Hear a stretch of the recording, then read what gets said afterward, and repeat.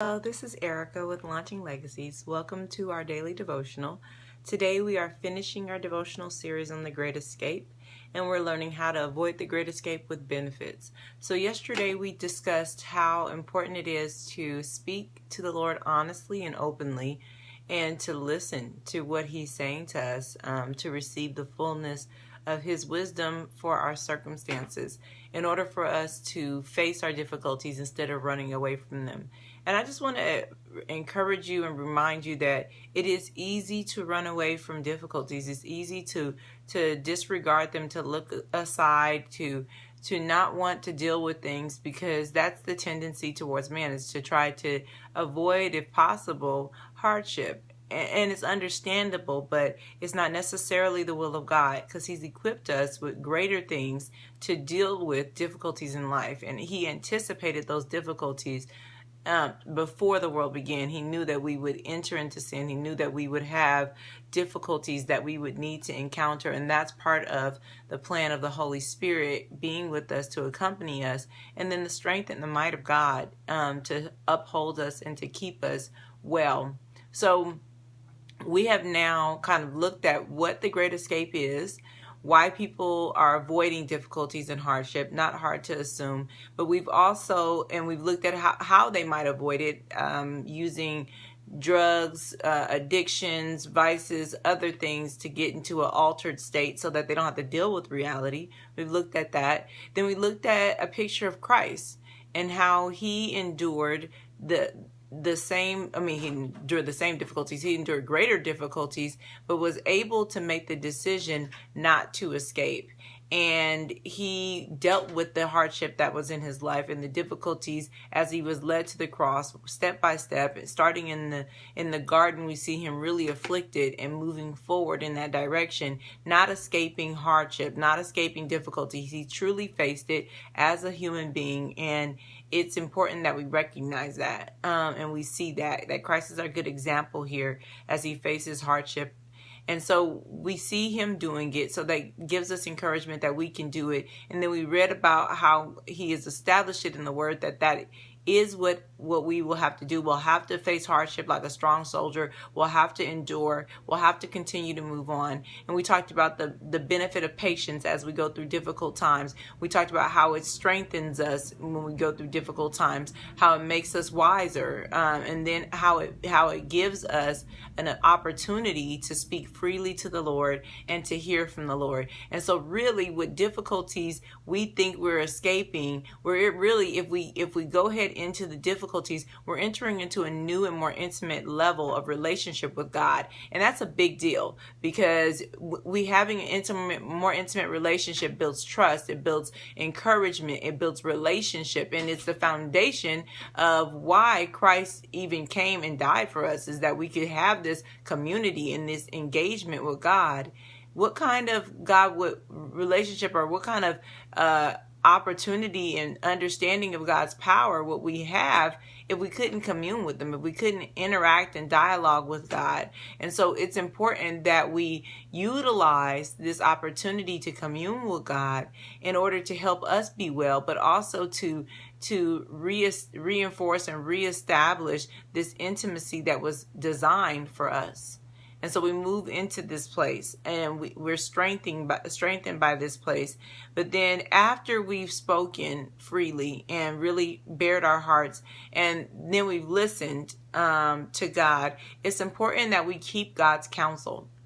Right? So sometimes God will give us instruction. He'll tell us things that we ought to do, and we don't keep His counsel. We don't hold it. Thessalonians 5:19 and 19 verse to 22, particularly verse 19 though, discusses how we would quench the Spirit, and advises us, don't quench the Spirit. Don't disregard when the Holy Spirit is telling you to do something. Don't just say, oh yeah, I know, but I won't be doing that today. Keep tightly what is being said to you, because the Holy Spirit's work is to teach you, to instruct you, to guide you and to lead you into understanding that God has for you. So when you disregard it and don't want to receive it, when you push it to the side, you're turning away from wisdom. You're turning away from God's counsel. You're turning away from his love, in essence, because his love is going to be the thing that will redeem the situation and the pain in your heart. And so if you're facing difficulties, it's important that we keep the counsel that is given to us through the word, in prayer, through the works of the Holy Spirit, through wise counselors that are here on earth. It's important that we hold to the counsel and don't run away from it. But in this, and we also have some passages in Psalms. Psalm 33:11 talks about the counsel of the Lord stands forever, and the plans from his heart from generation to generation. And what is he saying? Like, listen, what God says stands.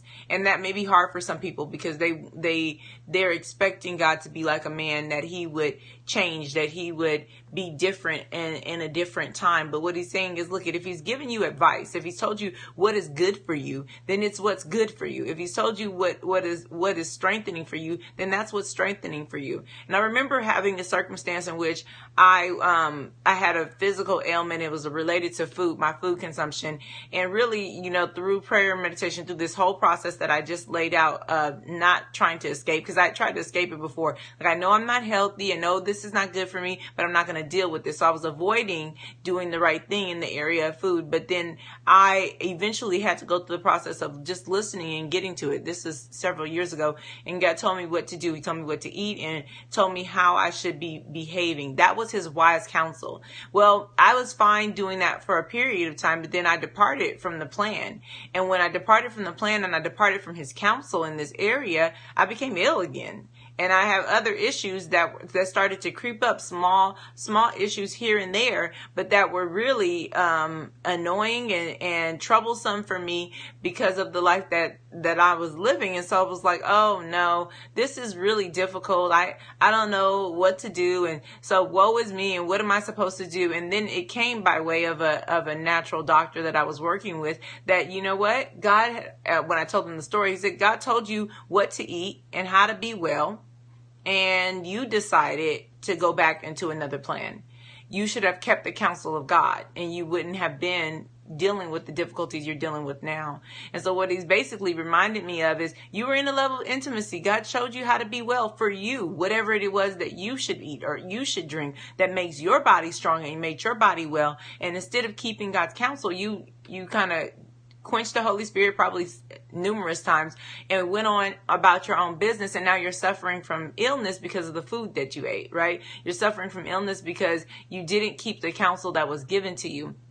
And that may be for many people a small example, but maybe that's exactly what this devotional series has focused on for you. That there's a small thing in my life that I've been avoiding, I've been getting away from, and now I need to return back to doing the right thing. And it's important that we take that leading and guiding, because I don't know about you, but I want to live. If God has given me counsel on how to live a better life, then I want to live that life. If it means sacrifice, then so be it. If it means I need to continue to work in that direction and be encouraged through the process, so be it. But whatever the answer is, the counsel of God will lead us into the place that we're supposed to be. And so we want to trust that rather than trying to escape, rather than trying to get away from difficulties or hardships or just undesirable things. It's important that we face things, but then we keep the counsel, keep the wisdom, because if it worked then, it's going to work now. It's timeless.